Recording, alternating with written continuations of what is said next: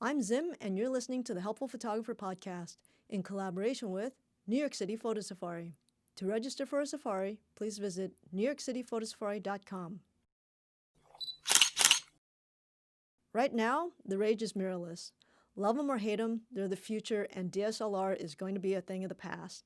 The key element that makes mirrorless cameras great is that they're smaller, more compact, and lighter because they lack the glass prism and mirror system of an SLR.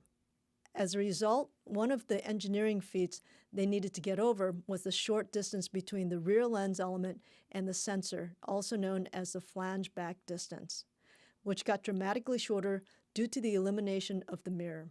For answers to my technical engineering questions, I'm once again calling Dr. Rebecca Teilman of the University of California, San Diego. Hey, Dr. Teilman, how are you doing?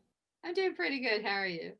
I'm doing good. Hey, thanks for coming back to the podcast. I brought you back today because I wanted to talk to you about flange back distance, which is the distance between the rear element of your lens and your sensor.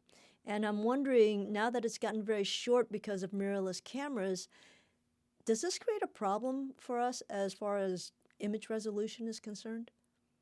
I don't believe so. I think actually by reducing the back flange distance, you're going to see an improvement in the quality of the images that you photograph. Why is that? There's a couple of reasons why this might improve image quality of your images. One of the reasons is that you're going to be able to get more light on the sensor. So as you move it closer to the back of the aperture, what will happen is that will increase the funnel that collects the light onto the sensor. So more light means better image quality. Another reason is that by reducing the distance, you will probably reduce chromatic aberration. So chromatic aberration is that blurring of colors at the edges of your images. So when we last talked, we talked about what is chromatic aberration, and that's basically whenever light passes through glass, it spreads it out into the colors that you have.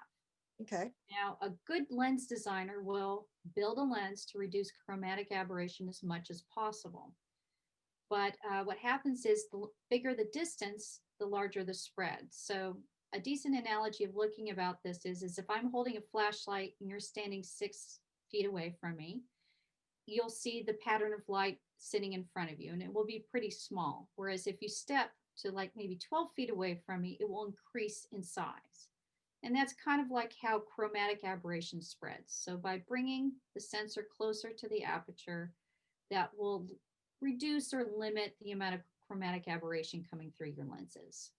Okay, so as you increase the flange back distance, you're actually creating more problems with chromatic aberrations.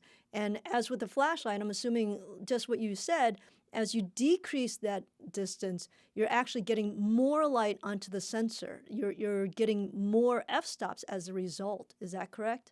That is correct. So my question becomes, if you're getting more light, I find that most of the professional lenses on the mirrorless side of things are the same size as they were in DSLR, which is huge. If I'm getting more light, why are these lenses so large?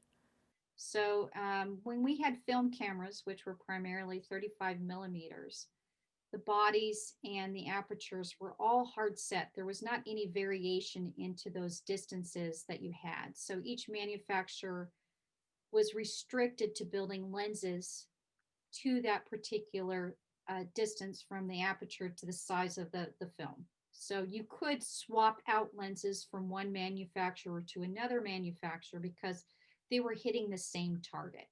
That was the same idea.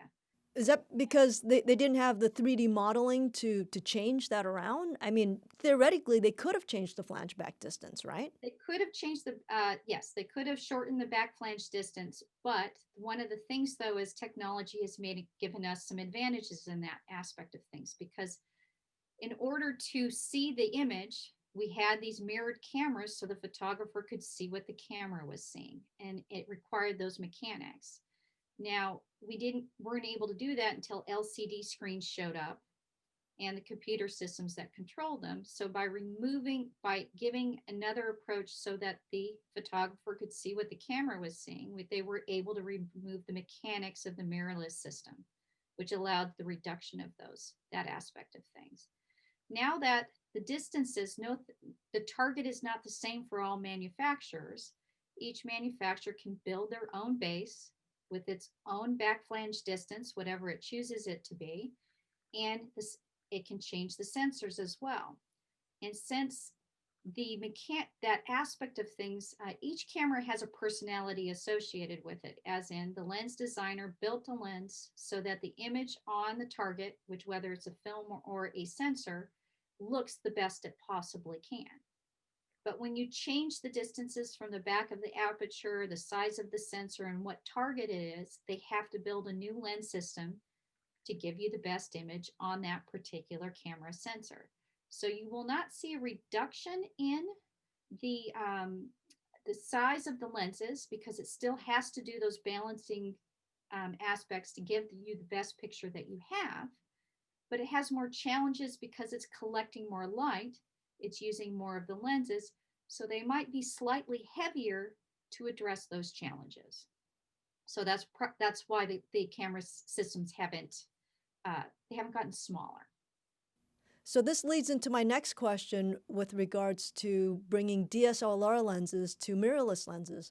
What's happening very often is that people are completely changing systems. So you have your Canon shooters moving to a Sony system. And in that interim, I mean, that's about a $10,000 move to go from one to the other because you're getting rid of all your lenses plus all of your bodies as well. So to reduce this cost, what a lot of photographers are doing is they're buying an adapter to sit between their Canon lens and the Sony body.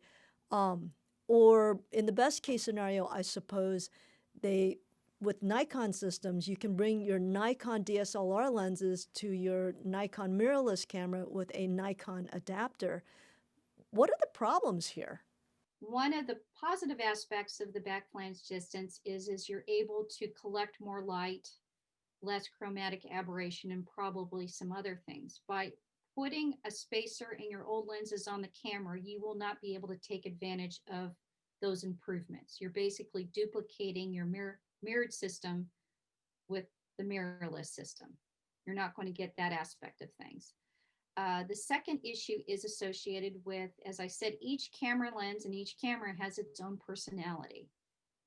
How blurry is it? How sharp is it?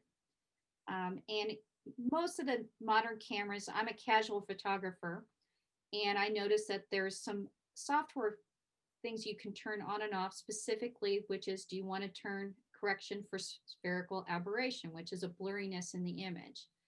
Now, that software is unique to the lens you're looking at.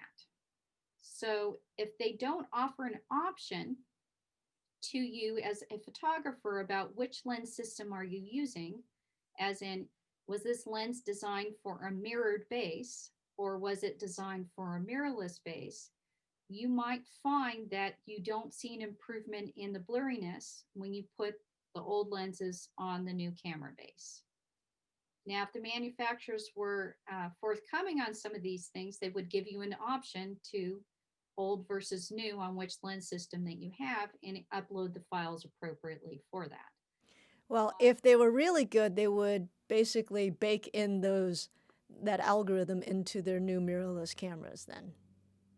Well, again, it's one of those things that it has its own personality. So it would be better if the software just recognized which lens was attached to it and loaded it up appropriately.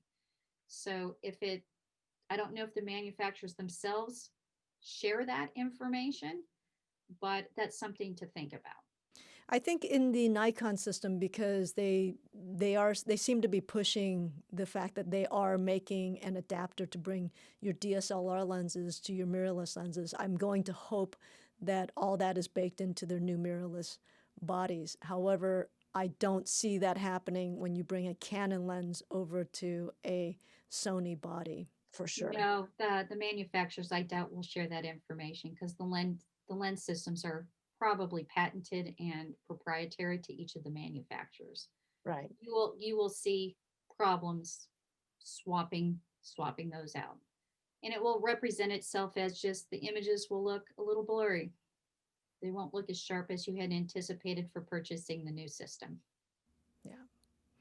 Okay, so bottom line is short flange back distance is a positive and not a negative when it comes to mirrorless or any camera body. And again, bringing a DSLR lens over to a mirrorless system is probably not the best idea. And even if they baked in the difference, you're not getting that benefit of the shorter flange back distance. Correct. Yes. Okay, well, that answers the questions. I really appreciate you joining me again, and I'll probably call you back in a couple of weeks to ask some more questions. All right. Thank you very much. Appreciate it. All right, take care. You too. Bye bye. Bye.